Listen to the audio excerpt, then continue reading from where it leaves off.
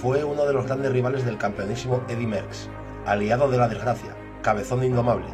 Es uno de los ciclistas españoles de más clase de siempre. Después de su desgraciada caída en el 71, Ocaña vivía por y para la venganza. ¿Quieres saber qué pasó en el Tour de Francia de 1973? Pues quédate a rueda, que te lo cuento. Desgraciadamente, el duelo esperado por el mundo del ciclismo para el Tour de 1973 tuvo que esperar, ya que ese año los preparadores de Merckx decidieron correr Giro y Vuelta. Así pues, al empezar el Tour de 1973, una cosa estaba clara: habría un nuevo vencedor del Tour, y un vencedor completo, ya que tendría que superar un Tour realmente duro, con mucha montaña y 5 contrarrelojes, y como veremos, etapas inhumanas. Después de una victoria en el prólogo de uno de los favoritos, el holandés Zoetemelk, y tras un susto de Ocaña, que sufría una caída en la primera etapa, llegando a pensar incluso por parte de la prensa en su retirada, se acercaba a las piedras, el temible pavé, y ahí era donde el Big de Ocaña daba la primera estocada en el Tour, dejando fuera de combate a Fuente, que cedía más de 7 minutos y dando un serio palo a las opciones de Zoetemelk, Van Impe y Tevenet, que perdían en meta 2 minutos y 34 segundos. La etapa la ganaba Guimard, y el Tour escribía su primera página importante sin haber llegado siquiera a la montaña. Tras varias etapas de transición, en las que el compañero de Ocaña, José Luis Cattier, portó el amarillo, llegaba el turno de los Alpes, con 4 etapas de montaña consecutivas. Y Ocaña no iba a esperar. Ya en la primera de ellas, mostrando una vez más su ambición y su carácter combativo, demarra en el muro de Mont-Salé, tras varios ataques de Fuente, y se presentaba en solitario en Gaillard con casi un minuto de ventaja sobre sus perseguidores, consiguiendo el amarillo y la etapa. Fuente reconocía en meta que no había querido perseguir a su compatriota para que nadie viera una guerra donde solo había una lucha deportiva. Luego veremos que iba un poco más allá. Llegábamos así a la denominada etapa reina de esta edición 60 del Tour de Francia. 9 de julio de 1973, octava etapa, 237 kilómetros entre Méribel y la estación de esquí de Les Aurès. Sobre el papel, una de las etapas más duras de la historia, con casi 6.000 metros de desnivel acumulado, y a la hora de la verdad no iba a decepcionar. Si quieres que hagamos un vídeo con la historia de esta etapa, déjamelo en comentarios. Los colosos alpinos de Madeleine, Telegraph más Galibier, cruzando por el túnel, y Soar, y la subida final a la estación de esquí de Les Aurès iban a ser testigos de una etapa para la leyenda, en la que los españoles Ocaña y Fuente nos iban a deleitar con una lucha a muerte que trascendería incluso el deporte, a la altura de Coppi y Bartali o Anquetil y Puridor. No obstante, la etapa comenzaba sin grandes movimientos, con un paso tranquilo por el Col de la Madeleine y el pelotón guardando fuerzas en vista de lo que se le avecinaba. Pero ya en el paso por Telegraph el asturiano tensó la cuerda. Con todo lo que aún quedaba se rompían las hostilidades. Fuente seguía forzando y al paso por la cima del Telegraph era primero, con Ocaña a 5 segundos, Tevenet casi a medio minuto, Zoetemelk a 45 segundos y un grupo de 6 unidades a 1 minuto, en el que transitaba el también asturiano López Carril. El resto de corredores ya no contaban. En el descenso y primeras rampas del Galibier hubo reagrupamiento de los 9 de cabeza, con Ocaña colocándose en primera posición para calmar ánimos, pero el asturiano Fuente volvería a intentarlo con un nuevo demarraje. Y en ese momento, cuando quedaban unos 8 kilómetros para la cima, Ocaña decidió que era él el que debía ser el protagonista de una etapa para la historia. Restando aún más de 130 kilómetros a meta, lanza un furibundo ataque que solo Fuente puede seguir, y a duras penas, mientras que por detrás Tevenet cedía poco a poco y Zoetemelk explotaba. El conquense, que iba con la mirada perdida, solo sabía tirar, mientras que Fuente no podía darle ningún relevo. Finalmente ambos coronan el imponente Galibier, con Ocaña en primera posición y Fuente unos metros por detrás, mientras que Tevenet perdía ya más de 1 minuto. Y aunque con algunos corredores intercalados, Zoetemelk cedía ya 4 minutos respecto al 9 de cabeza, diciendo adiós a esa edición del Tour. Los dos corredores españoles encararon juntos el Col de Isoar, con Ocaña marcando el ritmo y Fuente únicamente a rueda, y que solo se puso por delante para sumar los puntos, cosa que cabreó y mucho al conquense.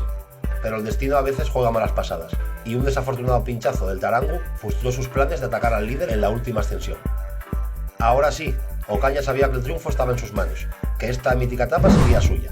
Estaba haciendo historia y no iba a escatimar esfuerzos. Al empezar la subida al último puerto, Fuente ya cede 1 minuto, y por detrás nadie más cuenta. El conquense se exprime, da todo, sufre y engrandece el Tour. Un Tour sin el Cadíbal Merckx, pero que aún así estaba viviendo una gesta típica del corredor belga.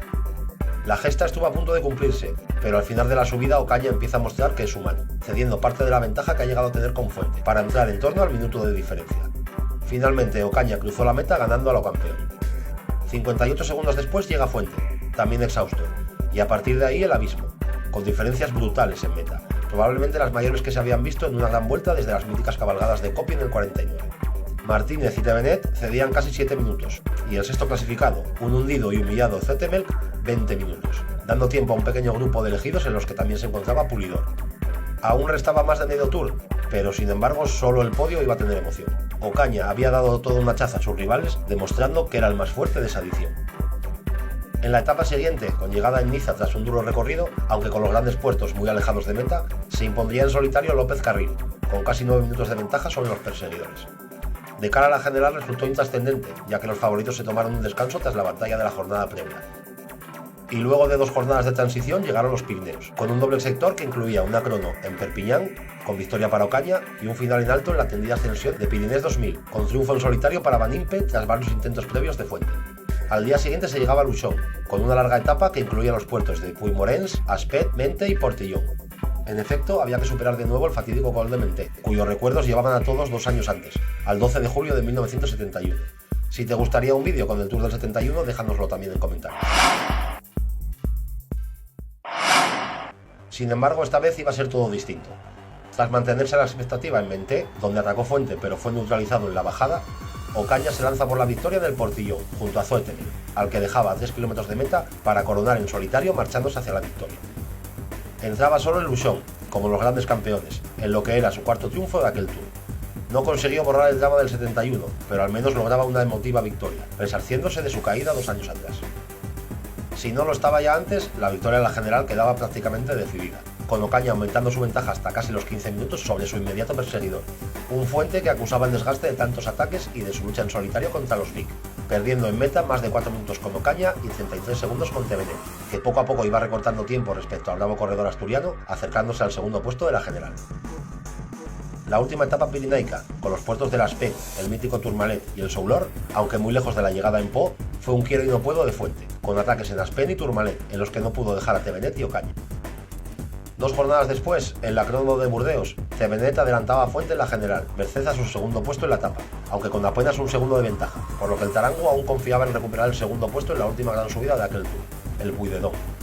Sin embargo, pese a un fuerte ataque a 4 kilómetros de la cima, con el que inicialmente soltó a todos sus rivales, se hundió en la parte final, llegando cuarto a meta tras Ocaña, que después de acabar la etapa necesitó asistencia médica debido al esfuerzo, Van Impe y Tevenet. Era la segunda victoria de Ocaña del Puy de Dôme, tras la de 1971, un doblete que solo Zoetemelk, con victorias en el 76 y 78, pudo igualar posteriormente. Ocaña había ganado el Tour como un gran campeón, a lo Merckx, a lo Coppi. En 73, il a gagné le Tour à la Merckx, certainement dominant. Su tortuosa relación con el Tour, con graves caídas en años anteriores, se transformaba así en romance, una bellísima historia y un gran triunfo. Aún dejaría alguna pincelada más por carreteras francesas, pero sin embargo ya nunca más ganaría una etapa ni vestiría de amarillo.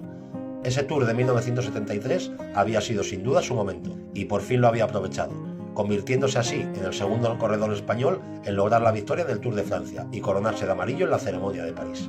Si quieres seguir disfrutando de grandes gestas ciclistas, no puedes perderte esto.